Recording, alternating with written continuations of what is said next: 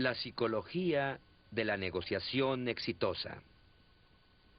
Como ejecutivos, una de las cosas más importantes que pueden aprender, la habilidad que pueden desarrollar y que habrá de aportarles grandes beneficios, es la habilidad para negociar. ¿Qué se necesita para ser un buen negociador? Al recordar eso y pensar en la infinidad de grupos con quienes he trabajado en todo el mundo durante los últimos años, al meditar en lo que permitió a estos ejecutivos tener éxito en lo que hacían, hay una característica que se destaca sobre todas las demás. Es la característica de la actitud de éxito con éxito. Interesarse por la otra parte y no solo preocuparse por lo que ustedes quieren obtener de esa negociación, sino lo que la otra parte busca en esa negociación. Entiendo que ustedes podrían decir, vamos, Jim, es absurdo que te preocupe que la otra persona consiga lo que quiere. Es moral y éticamente correcto hacerlo así, pero también existe otra razón. He descubierto que las personas que poseen esa actitud y las organizaciones que comparten esa actitud parecen desarrollar una relación en las negociaciones que pueden representar toda la diferencia del mundo. Una de las formas más efectivas para mejorar nuestra habilidad de negociación es analizar los 10 factores que afectan el poder en una negociación. Les aconsejo que como ejecutivos al realizar la siguiente negociación, analicen, examinen estos 10 factores y descubran si hay algo que puedan hacer para mejorar su fuerza en alguna de estas áreas. El primer factor que afecta el poder en una negociación es lo que llamamos poder alternativo. En principio, lo que estamos diciendo es que quien tenga alternativas tendrá poder en una negociación. Supongamos que Kurt y yo estuviéramos negociando. Y supongamos que yo carezco de alternativas. Supongamos que solo él podría resolver mi problema en esa situación. ¿Quién tendría el poder? Kurt lo tendría en esa situación, no hay duda al respecto. Ahora, modifiquemos un poco la situación. Supongamos que cualquiera de los presentes estuviera en posibilidad de resolver ese problema. Tendría muchas alternativas. Al iniciar una negociación, procuren crear alternativas si es que no las tienen, porque las alternativas proporcionan poder en una negociación. El segundo factor que determina quién tiene el poder en una negociación es lo que llamamos legitimidad en el poder, o poder legítimo. Mediten un momento. ¿Qué autoriza el que un individuo o una organización tengan legitimidad? Creo que tal vez existen varios factores. Definitivamente los antecedentes, todo lo que ha sucedido en el pasado. Obviamente, lo que otras personas dicen, y esto puede ser diferir de los antecedentes. ¿Cuál es su reputación ante los demás y lo que se dice en ese aspecto? Existe otro factor, el puesto. ¿Cuál es su puesto en la organización? ¿Cuáles son los puestos de su personal? Permítame darles un ejemplo. En mi organización cuento con la colaboración de varias personas. Es una organización pequeña. Tenemos a una secretaria, tenemos a una persona en ventas y también tenemos a un contador. ¿Esos son sus puestos? No, esos no son sus puestos. Tenemos a un vicepresidente de ventas. Tenemos a un gerente administrativo y tenemos a una coordinadora nacional. Y cada una de esas personas les dirán cuán efectivo ha sido tener ese puesto en cualquier negociación. Shirley les contará lo que sucedió cuando llamaron de una organización pidiendo un programa de negociación. Ella comentó, Jim, no estabas en la oficina, así que les llamé y les dije, habla Shirley, la coordinadora nacional del Dr. Hennig. Lo dijo precisamente a la persona con quien necesitaba hablar y logró precisamente lo que se había propuesto. La legitimidad en el poder es muy importante. Uno de los mejores ejemplos para este punto en particular es ese programa de televisión en el que ocultan una cámara y empiezan a suceder cosas muy extrañas. ¿Recuerdan el episodio cuando apareció la superautopista que llega al estado de Delaware y pusieron un aviso muy oficial y muy legítimo en el que se leía Estado de Delaware cerrado? Traten de imaginarlo, no había barricadas, solo pusieron un aviso legítimo. En cuanto colocaron el aviso, empezaron a captar imágenes y se presentó un terrible congestionamiento de tránsito. Realizan acercamientos a las personas que se bajan de sus autos y dicen, ¿por qué cerraron a Delaware? ¿Cuánto tiempo permanecerá cerrado? Tengo hijos ahí. No se pueden imaginar las cosas que estaban diciendo. Las personas reaccionan, ¿no es así? Frente a la legitimidad. El tercer factor que afecta el poder de negociación. Kelly, aquí tengo una moneda. ¿Quieres hacerme el favor de verificar que tenga cara y cruz? Y permíteme dar un ejemplo. Esto es hipotético, pero supongamos que fuera cierto. Lo que haré será arrojar la moneda. Nadie puede saber si es cara o cruz. Es una situación hipotética que les permitirá entender el tercer factor que afecta el poder en las negociaciones. Tendrán oportunidad de decirme si es cara o cruz. Si aciertan, les daré $1,000,000 en efectivo. Si se equivocan, entonces me darán $100,000 en efectivo, ¿de acuerdo? Ahora, es algo hipotético, pero quiero que se coloquen en esa situación. Imaginando que fuese real, ¿cuántos de ustedes aceptarían esta apuesta? Con sinceridad, levanten la mano. Así que es interesante. Creo que nadie levantó la mano. Era una apuesta 10-1 con una posibilidad del 50%, pero nadie la aceptó. ¿Por qué? Todos deben haber pensado, $1,000,000 sería grandioso, pero entonces dijeron, no, un momento, existe un 50% de posibilidades de que tenga que pagarle a Hennig $100,000. Se imaginaron llamando a su esposa y diciéndole, cielo, escucha, ese señor parecía honorable. Cielo, no lo entiendes, la apuesta era 10-1 con un 50% de posibilidades, pero... Y ese pero, el tercer factor que afecta el poder en una negociación es el riesgo. ¿Pueden permitirse correr ese riesgo? No vayan a malinterpretarme, no les estoy aconsejando que corran riesgos. Como ejecutivos, necesitan decidir si deben o no arriesgarse, pero correr el riesgo les proporciona poder en una negociación. Voy a darles un ejemplo. Un amigo llegó a mi ciudad y quería comprar una casa. Es algo que probablemente todos han hecho. Dijo, Jim, necesito que me ayudes. Sé que puedes darme algunas técnicas que me permitirán negociar un mejor precio. Le contesté, ¿cuál es la situación? Él dijo, están pidiendo $150,000 por la casa. Le contesté, ¿es una buena compra? Él respondió que si es una buena compra, acaba de ponerse en venta esta mañana y es una ganga a ese precio. Le dije, ¿qué pasaría si alguien llegara y la comprara esta tarde? Él contestó, vaya, sería un desastre. Ya mi esposa y mis hijos la vieron, nos fascinó la casa. Habíamos pensado construir una casa. No sé si podamos construir algo mejor que esta casa. Le dije, ¿cuánto te costaría construir? Él respondió, tal vez unos 200 o 250,000. Jim, dame algunos consejos para negociar un mejor precio.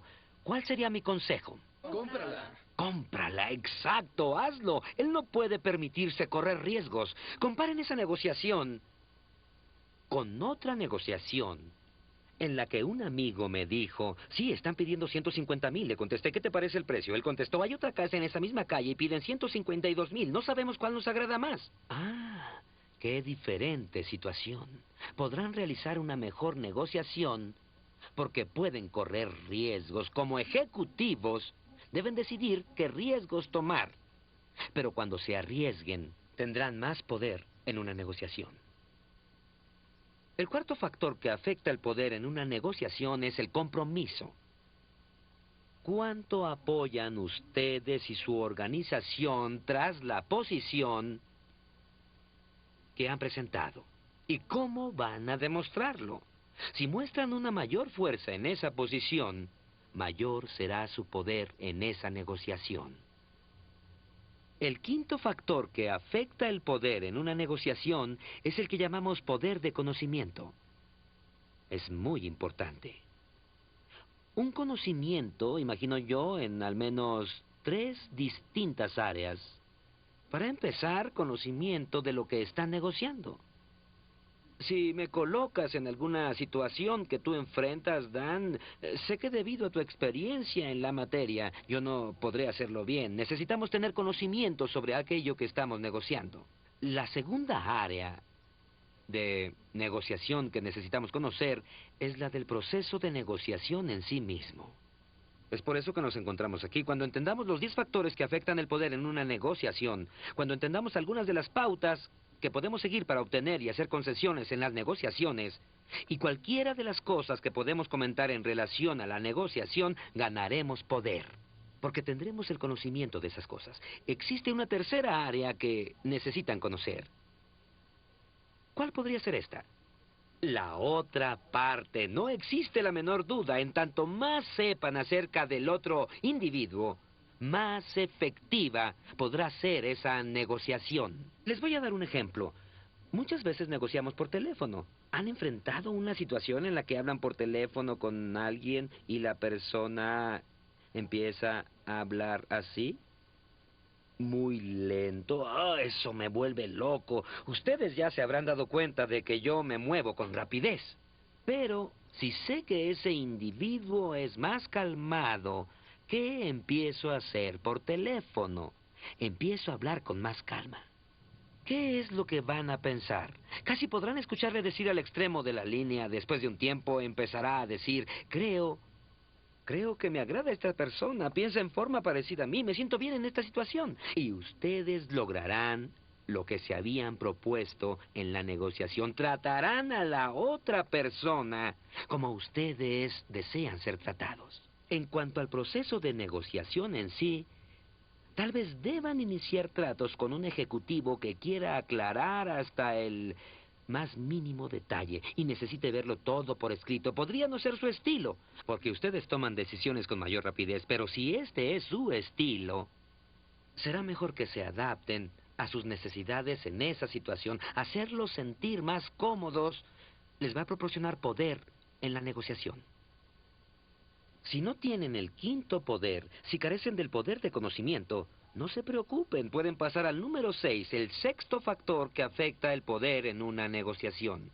Es el poder del experto. Recurran a un experto. Llamen a un experto. El mejor ejemplo que se me ocurre es el de mi secretaria hace varios años, cuando tuvo un accidente que destruyó su auto. 2 semanas después se presentó en mi oficina. Y me dijo, Jim, me siento muy incómoda, sé muy poco sobre negociaciones y el ajustador del seguro vendrá hoy para discutir el precio del auto. Me va a expedir un cheque por pérdida total de mi auto. Y agregó, temo que no sé qué hacer. Nunca había hecho esta negociación. Luego dijo, también invité a mi amigo, el de la automotriz, porque no sé mucho sobre el precio de autos. Sé que tú tampoco, pero él sí. ¿Se imaginan ustedes la reacción del ajustador de seguros cuando nos sentamos los 4 a charlar? Quiero decirles que Linda recibió una excelente suma. Yo dije muy poco. El vendedor de autos dijo muy poco. Pero el haber recurrido al poder de los expertos hizo toda la diferencia del mundo. El séptimo factor que afecta el poder en una negociación es el que llamamos poder recompensa-castigo. Mediten un momento en que ustedes como ejecutivos en cualquier negociación pueden tener la capacidad de recompensar o castigar porque adquieren poder con esa habilidad. El mejor ejemplo que puedo darles es el de un famoso orador. Después de una fabulosa cena, estaba a punto de hacer una presentación. El hotel era hermoso, él estaba terminando de cenar y necesitaba un poco más de mantequilla. Le pidió al camarero le trajera un poco más. El camarero le contestó, lo siento, señor, una porción de mantequilla por persona. Debo decirles que el orador no se ofendió por eso, lo tomó como un desafío y se quedó pensando, ¿cómo voy a negociar una porción adicional de mantequilla con este señor? Se dio cuenta de que no había una mesa principal en esa cena en particular, así que pensó, este señor ignora que soy el orador, y le dijo, señor, ¿usted sabe quién soy yo? El camarero dijo, no. Él agregó, soy el orador de esta cena, soy el sujeto que va a dirigirse a las 1000 personas reunidas aquí. El camarero no pareció muy impresionado.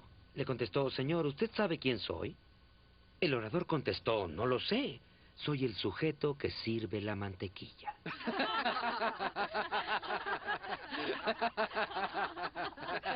Es el ejemplo perfecto porque este individuo carecía de los demás factores que afectan el poder en una negociación.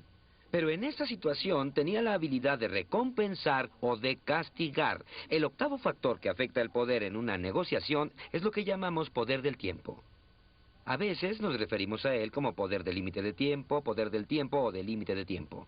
El tiempo es muy importante en una negociación. Imaginen por un momento que ustedes como ejecutivos en su organización se dan cuenta de que van a necesitar un poco de dinero en el futuro. Imaginen que ustedes van a pedir el dinero al banco. ¿Creen que sería mejor hacerlo con un poco de anticipación cuando la situación no es crítica? ¿O es mejor esperar hasta que consideren que la situación sea extrema? Observan cómo la negociación puede ser muy distinta cuando tienen al tiempo como aliado. Entiendo que como ejecutivos van a enfrentarse a un límite de tiempo, van a sentirse presionados por ello, pero traten de aprovechar ese factor tan importante que es el tiempo en una negociación. El noveno factor que afecta el poder en una negociación es lo que llamamos poder de percepción. Poder de percepción. Lo más importante aquí no es necesariamente quién tiene el poder, sino que quien parece tener el poder es quien importa. Podría volver a mencionar el ejemplo con Kurt y suponer que no existen alternativas. Pero en este ejemplo en particular, imaginemos que Kurt percibe que yo tengo alternativas, aunque no tenga alternativas. Es como si tuviera alternativas. No les estoy insinuando que hagan creer a los demás que tienen algo que no tienen en realidad. Ese no es el objetivo. El punto es que como ejecutivos en muchas situaciones tienen un poder que no percibe la otra parte. Y cuando no es percibido, ese poder es como si no lo tuvieran. Un amigo me dio un ejemplo muy importante. Él me prestó 3 cuerdas. Quisiera mostrarles algo. Tal vez les ayude a que no olviden este ejemplo en particular. Tienen una cuerda pequeña, una de tamaño medio y una cuerda muy larga. Él dice que si toman las 3 cuerdas, si toman las puntas de las 3 cuerdas y las colocan hacia arriba, van a tener 1, 2, 3, 4, 5 y 6 puntas arriba. Él dice que existe la forma de poder tomar 3 cuerdas de distintos tamaños y convertirlas en 1, 2, 3 cuerdas de más o menos el mismo largo. No entiendo cómo lo hace, pero me ayuda a recordar que existe el poder de percepción. Lo sorprendente es que él asegura que se puede invertir el proceso.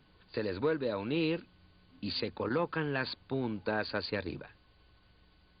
Dice que tiene que ver algo con el chasquido de los dedos, así que en este punto yo trueno los dedos.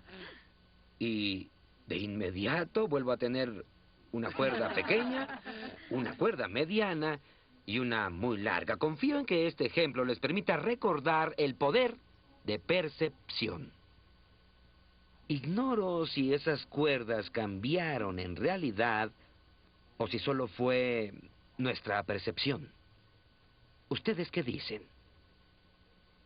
El 10º factor que afecta el poder en una negociación probablemente sea el más importante. Creo que lo es. Yo le digo poder de relación, amigos. ¿Qué clase de relación piensan que han establecido con la otra parte? Creo que es una verdad hoy en día. Este factor es muy importante debido a lo complicado de las negociaciones que ustedes tienen que enfrentar como ejecutivos. Se tornan muy técnicas. Muchas personas han recibido entrenamiento en cuanto a negociaciones. Si perciben que están usando una estrategia o una táctica o un truco para que hagan algo que no quieren hacer, ¿qué es lo que va a pasar? Empezarán a sentirse incómodos. Yo les pido que en todo lo que hagan muestren la actitud de éxito y se preocupen realmente por la otra persona, porque ese poder, el poder de relación, será más valioso para ustedes que cualquier otro factor que hayamos mencionado. Existe otra forma de aumentar nuestra capacidad de negociar eficazmente. La negociación es un proceso en que se hacen y se obtienen concesiones. Analicemos algunas de las formas en que podemos hacer y obtener concesiones en una negociación para que la otra parte se sienta feliz y nos ayude a lograr lo que nos proponemos. Empecemos por analizar las pautas de entrada para hacer concesiones en una negociación. La primera nos indica que demos espacio para una negociación. Lo que trato de decir es que en su primera oferta traten de colocarse tan alto o tan bajo como sea posible, pero sin ser poco razonables. Eso es muy importante. No puede ser poco razonable. Les voy a dar un ejemplo. Como ejecutivo, recuerdo que hace muchos años tuve que comprar una propiedad y quería ser muy eficaz en esa adquisición. Nuestra primera oferta fue del 60% sobre el precio de la propiedad. Algunos de ustedes sonríen y estarán diciendo que pude haber ofendido a alguien con esa actitud, pero no los ofendí porque me empapé bien de la situación. Sabía que la propiedad llevaba 6 meses en venta sin que hubieran recibido alguna oferta. Por supuesto, les indiqué que lo sabía cuando empezamos a charlar. Les dije, quiero hacerles una oferta que sea justa y razonable. Así que investigué y encontré propiedades similares. Una propiedad aquí que tenía ese precio. Una propiedad que se encontraba no lejos de aquí con este precio que se vendió hace un par de meses. Y otra propiedad por aquí. Esos precios me llevaron al 60% del que les estaba hablando. Así que no los ofendí. Era una cifra lógica. ¿Adquirí la propiedad con ese precio? No lo hice. La verdad es que llegamos hasta un 70%. Pero debo decirles una cosa. Jamás habría alcanzado ese precio de no haber partido de un precio adecuado. Una oferta inicial baja o elevada, si tiene fundamento y es razonable, resulta muy eficaz para modificar las expectativas de la otra parte. Antes de que entremos a la segunda, quisiera hacerles una pregunta. ¿Cuándo es el mejor momento para conseguir una concesión en una negociación? Muchas personas dirían en un principio, o también podrían decir que es cerca del final. Permítame decirles que el mejor momento para obtener una concesión es cuando se les pide una. O sea, que pidan una concesión cuando se les solicite hacer una. Tal vez ni siquiera sepan qué pedir, pero un buen negociador siempre dice, cuando me piden algo es cuando debo pedir algo a cambio. Pueden saber lo que quieren, pueden no saber lo que quieren. Si no saben lo que quieren, pueden decir algo así cuando les pidan una concesión. Vaya, es una solicitud interesante. Si yo pudiera acceder a ella, ¿hay algo que pudieran hacer por mí? Oh, qué gran pregunta. Muchas veces van a recibir cosas que no tenían la menor idea de poder pedir. La tercera norma es no hacer una contraoferta a una oferta poco realista. No hagan una contraoferta a una oferta poco realista. Ahora, supongamos que Andy me hace una oferta y esta es poco realista, queda muy distante de lo que yo podría hacer. Mi consejo es que en lugar de presentar una contraoferta más apegada a lo que me agradaría, tal vez retroceder sea lo mejor. Que el silencio prevalezca. Piensen un poco y digan, no sé si me sea posible hacer eso. ¿Qué podría ocurrir en esa situación? Es muy probable que presenten algo que sea más fácil de negociar, señores. Ahora, analicemos las pautas intermedias. Voy a utilizar un ejemplo. ¿Hay alguien aquí que haya anunciado en el periódico la venta de un auto? Dan, tú lo hiciste. ¿Me permites mencionarte como un ejemplo? Claro. Supongamos que acaba de aparecer el aviso en el periódico y quiero que se coloquen en la posición de Dan. Me presento y le digo, Dan, ¿cuánto pides por el auto? Dame cualquier precio, Dan. ¿Cuánto quieres por el auto? $4,000. $4,000. Ahora observen lo que pasa. Veo el auto y le digo, vaya, lindo auto. Es obvio que estoy encantado con el vehículo, me ha fascinado. Y agrego, Dan, ¿podríamos dar una vuelta? Y lo hacemos. Damos una vuelta. Al regresar, le digo, sabía que ibas a pedir 4,000 por el auto, entonces saco el dinero y le pago. Así que él ya tiene el dinero, me entrega la factura del auto y entonces realizamos la operación. Ya tiene el dinero y yo me alejo. Quiero que me digan, si estuvieran en el lugar de Dan, ¿cómo se sentirían en ese momento? ¿No es asombroso? Consiguieron exactamente lo que querían de esa situación y se sienten molestos. ¿Por qué se sienten molestos? Cometí una equivocación en la negociación. Es importante que a las personas les cuesten las concesiones, o no se sentirán felices. Es el punto más importante aquí. Es preciso que a las personas les cuesten sus concesiones. Volvamos a iniciar la negociación. Me presento y Dan me dice 4,000. Reviso el auto y veo que está oxidado aquí, tiene un problema allá, voy a tener que cambiar los neumáticos. Oh, cielos, no voy a poder pagar eso. Damos una vuelta, escucho un pequeño ruido, le digo, voy a tener que reparar eso y agrego, Dan, no voy a poder pagar 4,000. Y termino pagando $3,975 por el auto. Él recibió $25 menos. Pero ¿cómo se siente de ánimo? Está feliz, sí, no tiene el mínimo problema ahora. Las personas deben sentirse felices en una negociación. No olviden ese principio tan importante. El segundo principio en cuanto a normas para concesiones es no imaginen que saben lo que la otra parte quiere. Las personas son diferentes. Pero se pueden predecir esas diferencias. Necesitamos entender lo que quieren y necesitamos formular preguntas. Un gran negociador cuenta una interesante historia. Fue contratado por una empresa que enfrentaba un gran problema, una importante negociación, una posible demanda.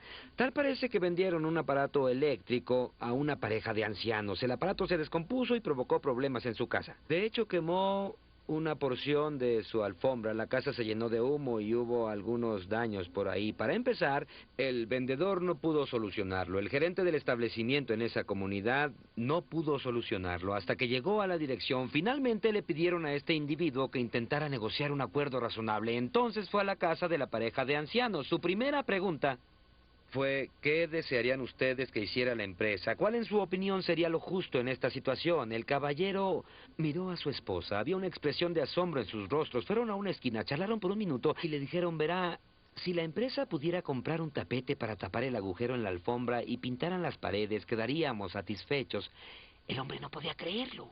Nadie les había preguntado. En muchas ocasiones durante una negociación pretendemos saber lo que quiere la otra parte. Tal vez sea lo que ustedes quieren en esta situación, pero investiguen lo que quiere la otra parte. Formulen las preguntas que les permitan averiguarlo. La tercera pauta para las concesiones. Quiero que anoten 3 palabras cuando estén haciendo concesiones. Deben ser reducidas, lentas y progresivamente más pequeñas. Permítanme utilizar un ejemplo para ello. Ahí lo tienen, en el ejemplo de la izquierda. Tienen 2 ejemplos, uno junto al otro. Ambos parten de 100. Analicemos las concesiones en cada caso y vean cómo se sienten con esas concesiones. En el ejemplo de la izquierda, hubo una concesión rápida hasta 90 y otra rápida también hasta 80 y finalmente a 70. En la concesión que tienen a la derecha, también partieron de 100. Hubo un largo periodo de negociaciones y finalmente una concesión muy discutida hasta 99. Otro largo periodo de negociaciones y una concesión discutida hasta 98 y medio. Finalmente, después de otro largo periodo de discusiones, una concesión forzada hasta el 98 un cuarto. ¿No tienen la impresión de que se acercan al punto límite? ¿Por qué? Porque las concesiones fueron siendo reducidas, lentas y progresivamente más pequeñas. Analicemos algunas de las normas para concesiones al finalizar una negociación. Cuando nos aproximamos al final de una negociación, ¿cuál es el lineamiento que debemos utilizar? Lo primero que puedo aconsejarles es la técnica de la conclusión rápida. Esto simplemente es conceder algo. Un buen negociador siempre tiene algo que, al acercarse al final de la negociación, podrá agregar al pastel para que la otra parte ceda. Es una excelente técnica. Piensen en que ustedes, como ejecutivos, pueden llegar a su negociación con algo que puedan conceder, particularmente en el momento en que esa negociación está a punto de fracasar. Será de gran ayuda para concluir el trato. Permítanme darles otro consejo, el segundo. No ofrezcan dividir la diferencia. No estoy diciendo que no deban dividir la diferencia. Lo que les aconsejo es que ustedes no ofrezcan dividirla. Vamos a utilizar un ejemplo numérico. Supongamos que una parte está en 100 y la otra parte está en 90. Supongamos que esta parte dice, quisiera dividir la diferencia, así que voy a ofrecer eso y ofrecen dividir la diferencia. ¿Quién tiene la posición de poder en esta negociación? Obviamente el individuo que está aquí, porque puede decir, bueno, déjame ver, yo tengo 100, tú tienes 95. ¿Qué va a pasar? Un buen negociador puede terminar pactando en ese rango. No estoy diciendo que no sea conveniente dividir la diferencia. Puede ser una buena posibilidad, pero si estuviera en esa posición, en lugar de ofrecer dividir, les diría, ¿sabes, Bill? Debe haber una forma de resolver el problema. ¿Se te ocurre algo que podamos hacer? Sé que es importante para ti y queremos concluir este trato. ¿Cómo podríamos hacerlo? Están tratando de obtener esa oferta de la otra parte. Porque si lo hacen, ustedes accederán y no quedarán en una posición débil durante la negociación. Un último consejo, y tal vez uno de los más importantes, al pensar en lineamientos para conseguir y ofrecer concesiones. Se trata de recordar y usar un valor relativo. Un valor relativo. De lo que se trata es de conceder cosas que no les cuesten demasiado, en términos de tiempo o de dinero, pero que proporcionen exactamente lo que la otra parte está buscando. Por otro lado, ¿qué es lo que deben pedir? Piensen en las cosas que pueden pedir que tienen un gran valor para ustedes y que no costarán demasiado a la otra parte en términos de tiempo o términos de esfuerzo. Los desafío a que piensen en ello durante su próxima negociación y definan con tiempo las cosas que podrán utilizar como concesión y lo que pueden pedir dentro de un uso inteligente del valor relativo. Los desafío a que como ejecutivos al iniciar su próxima negociación no olviden los 10 factores que afectan el poder en una negociación. Traten de usarlos para su beneficio. Traten de analizar a la otra parte para determinar en qué posición está y cuál es su poder en la negociación. Posteriormente, durante el proceso de la negociación, usen estos lineamientos para conceder y obtener concesiones en forma efectiva, manteniendo feliz a la otra parte mientras lo hacen.